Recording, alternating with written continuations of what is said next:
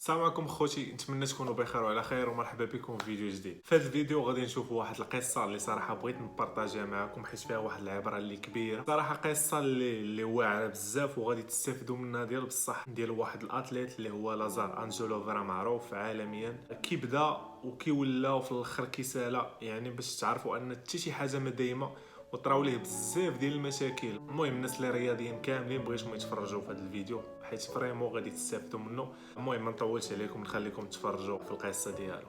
In 2015, you were at the height of your career. You were the most famous fitness influencer. You started the whole aesthetic fitness trend. And then suddenly something happened in 2015, 2016, and your online presence started to dwindle a little bit. Can you tell me a bit more about this?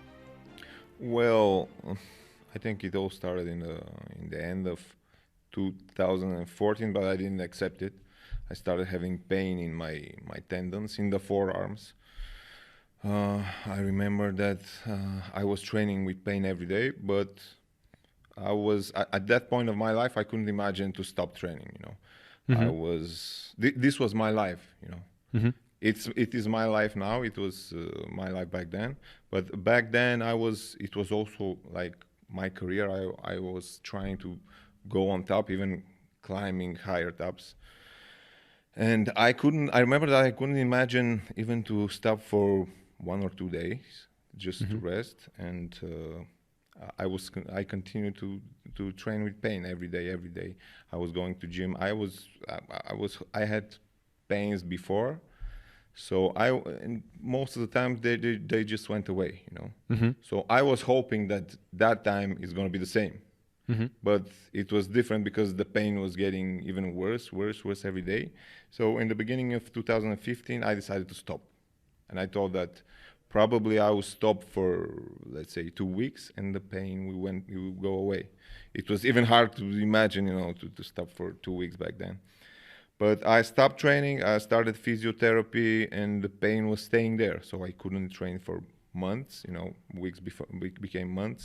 I remember actually that I continued to train legs after that because, I said I will stop training upper body and I would just train legs. I would train them heavier because they were my weak part. And probably on the second or third workout, my legs started hurting also. So at that point, I couldn't do anything. It was 2015. I started physio. Physio wasn't helping.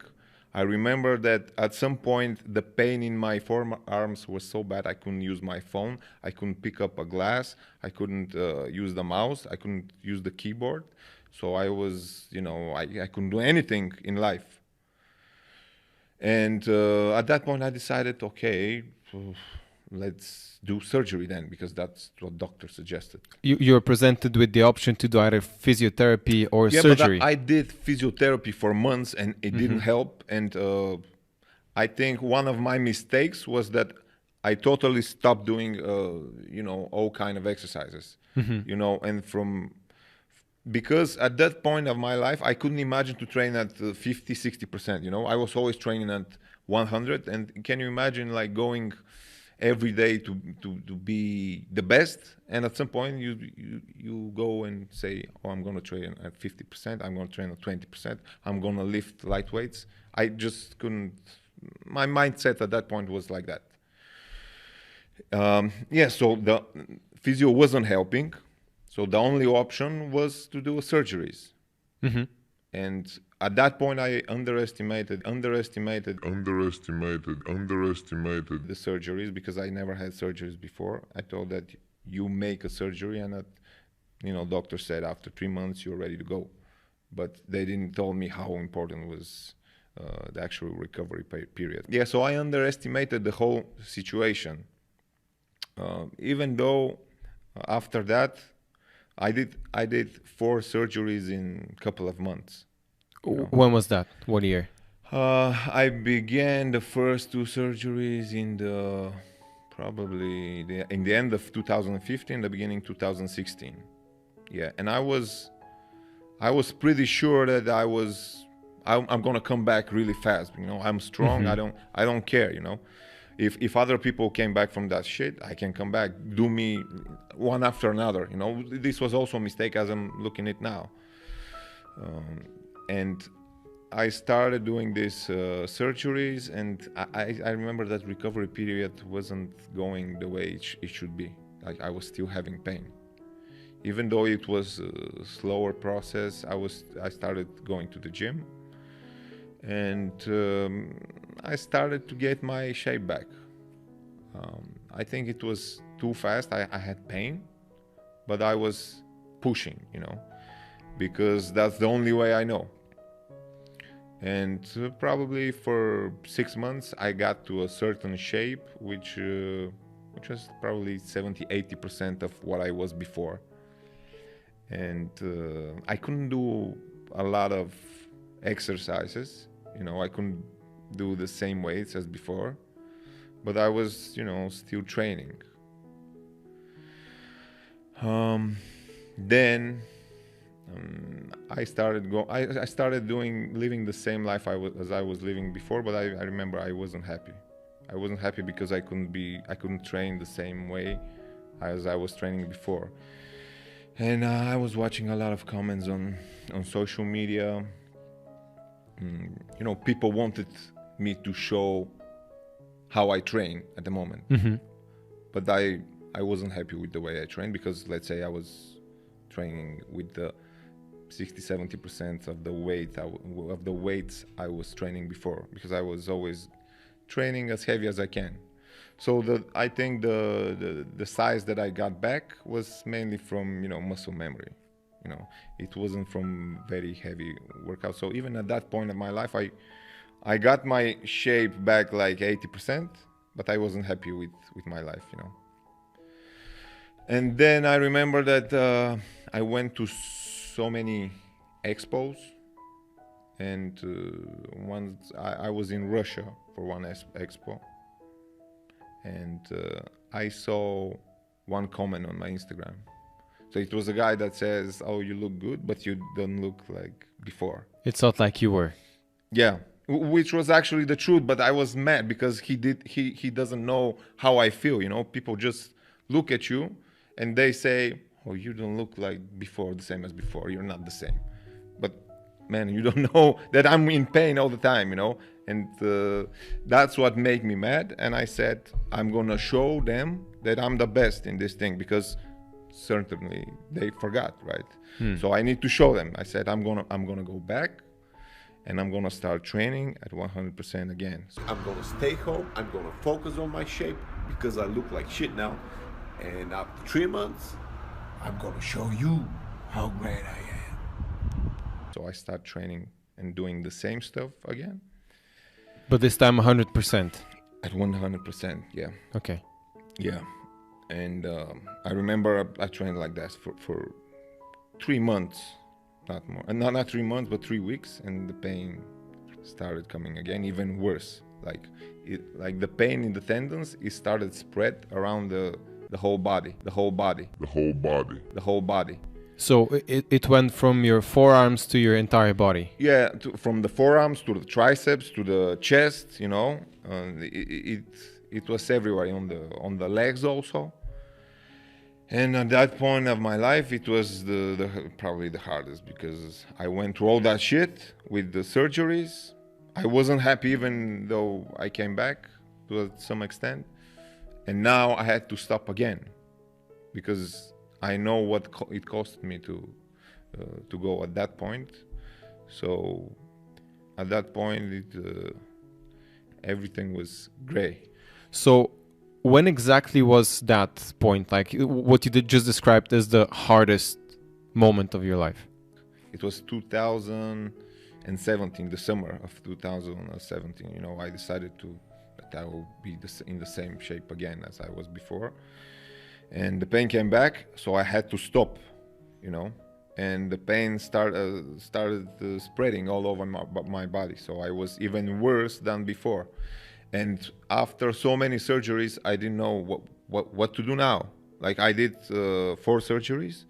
So what, I have to do surgeries again, you know. I know what it costed me, and they didn't help that much, you know. So what is now? I started I was desperate because I started going to different type of doctors all over the world. I was just at that point I was making good money, so I was spending like this. I was spending like this. I was spending like this. I just wanted to get my life back as as before.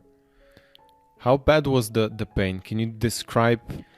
Because to me as a fan, and this is the image I know of you, that you push really hard, that you don't stop no matter what happens, and you just proved it with your words. But then this must have been so bad, like the pain must have been so bad that you had to stop again. So can you describe to me as a fan and to your other fans what obstacles you encountered in your everyday life so we can get an idea? Well, the pain isn't like so bad, but it still limits you to do workouts, because when you go to train, like it's tendonitis, right? And when you go to train, it gets worse after the training. That's the thing. So if you go to train now, you know that tomorrow you're gonna have worse pain, And the thing is that I had it all over my body, so it was limiting for me for everything. I couldn't do anything in the gym. That was the problem. And once I stopped going to the gym, it was totally depression. I didn't know what to do with my life. That was the hard part, because I realized that all my life I was doing sports, and this is the only way I know to live, to wake up every morning and to chase my dreams, to try to become better than yesterday. And once I had all these problems, I couldn't do this anymore. So I didn't know why should I live? What's the point of everything? So you started questioning what's the point of life. I can say that to me at that point I felt like I'm dead, and that's it. Like I don't feel like I'm living. I didn't feel that I'm alive. When I was watching social media, I see all these people going to gym, which made me like very depressed. Like I'm looking at them and I'm like, oh, they don't realize what they have. I'm dreaming for this, I want to have this health so I can go to the gym. This is the only thing I know. That's the thing that I live for. And I was depressed. I wasn't going out. My body wasn't looking the same as it was looking before. And with all this popularity that I had at the moment, I was trying to hide myself, because I was ashamed of what I was. I never went to the beach because I was ashamed that probably someone will recognize me and say, look how he looks now. How long is that period that you had to go through, like the hard one? The very hard one, it was like 2 years, since 2017 till the beginning of 2020. And I think 2020 it was really hard for everyone, but for me it was perfect. I felt that I'm alive again. Why was that?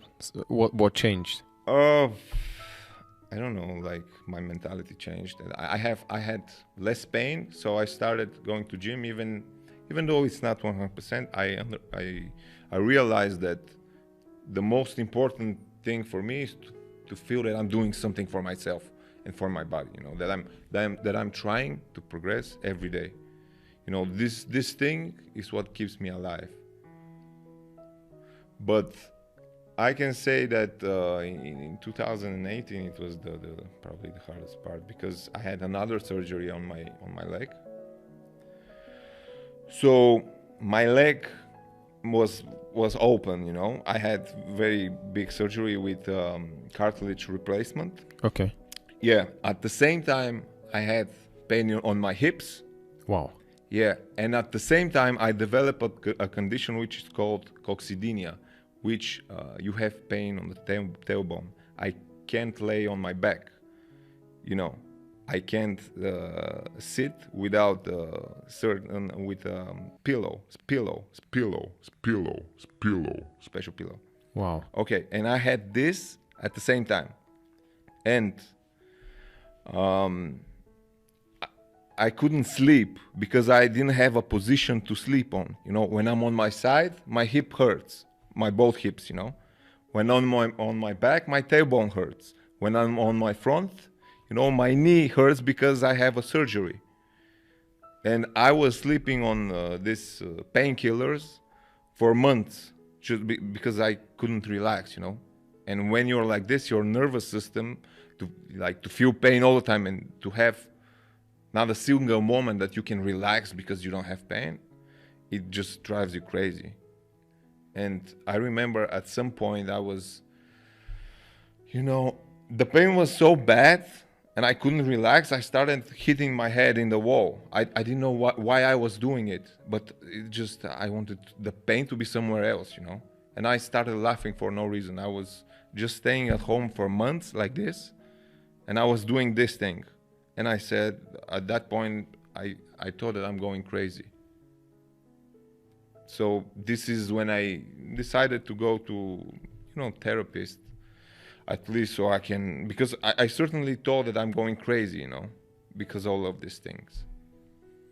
And you talk with the therapist? I started going to therapists. I went to 3 therapists, and the first 2, they didn't help me.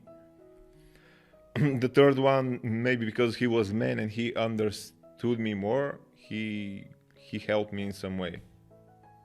I started feeling more, I don't know, more confident, because the thing was that during these times I lost my confidence. Like, I didn't have confidence at all. I never had confidence. I didn't know who I was. And I remember when I started going to the gym, when I started doing business with fitness and everything, I was becoming more and more confident. You feel that you can handle everything. And at some point in my life, because before this thing happened, I was very confident that I can fix everything. If I have problem, I fix it. I can do everything. When all these things happened, I realized that I can't, all my health problems I couldn't handle. I remember that before that, when I see, you know, comments of haters on social media, I was just happy, you know, I didn't care. But after that, if I see a negative comment, I was like, I don't know, I didn't like it. I was hurt, you know, because I realized these guys don't know what's my situation, and they are speaking back to me, you know. And I was hiding all, you know, probably most of the people, they will be like, why didn't you tell all this thing? It's because at that point I didn't have the strength to say it. I'm just honest. I felt like I'm the most miserable person on earth, and I didn't have the strength to say it. It takes a tremendous amount of courage to come out and say it now. So what made you want to share this story now, besides having the strength and having the courage now to share all of this? Because I always knew that at some point I'm gonna say all these things, but I just wanted to feel more strong, you know, stronger, because I'm telling you, like 2 years ago I was so fucked up. I didn't want it to live, you know. I felt like I'm dead, you know. Exactly like this. I felt like I'm dead. Everything was gray, meaningless, you know. Meaningless. Did you have suicidal thoughts? Yes, I was. Many times I had suicidal thoughts, and you know what I was thinking while I was going on the plane to see another doctor. You know, I was traveling a lot. Mm-hmm. So I'm on the plane and I'm saying like, oh, like if the plane fell down, you know, I didn't care. Probably all these people are gonna be, you know, they're gonna be crazy because the plane is falling down. I don't care, you know. So, yeah. So you lived through all this. Here you are sharing the story. You conquered the biggest battle of your life. I'm not sure how many people would be able to come through all of this and be so positive, because actually right now you look really positive during this talk. So what's the future? You battled through this, so what's the future for Lazar Angelov? Oh, future, I don't know. I'm just trying to live my life at the moment. I don't think about the future that much, if I have to be honest. So you're not trying to be 100% again in terms of your physique? I'm trying, but I don't push things like I was pushing them before. I'm trying to focus on other things, because I'm going to tell you exactly how I was thinking before that. I was, the therapist, they made me realize this thing. I was totally moved by my ambition, nothing else. I was living because of my ambition. And I know that people never understood the way I live, because I was always dedicated to the thing I do. And to me, all the other things didn't exist, girlfriend, nothing else, To me, success was the only thing I knew, and I was living to be successful. And once I lost this ambition, I felt like I lost everything. Like I don't have reason to live anymore. So I'm trying not to be like this. I'm not overthinking. I'm trying to find other things beside lifting weights and trying to be the best at this thing, You're just having fun. I've started having fun. Like there was one thing that I was so ashamed of myself that in the summertime I was going with a tracksuit, before that, because I was ashamed of my body. And last year, I started to lift weights. I don't look like I looked before, but I look like at least like a person that goes to the gym a little bit, So I had this courage to go to start having fun, and I got a girlfriend, so she took me to the seaside, and I saw things that I haven't seen in years, It just made me feel alive again. I started to have my confidence back. Like it feels good, Even at some point I started to become overconfident, because once you overcome something hard in your life, you become more confident. This is how I think. It's true. But this time I feel like you're wiser and you know not to push too much, even though you gained your confidence. I was very, very stupid. Like I didn't know many things before. You need to do stuff that other people don't dare to do. So this is what I was doing, Even like you need to outwork everyone. This was my mentality. Admittedly, extremely hard. I can see how your expression changes, but I feel like you have this wisdom now to go forward and be stronger than before. Yeah, I think so, but you don't know what the time will show.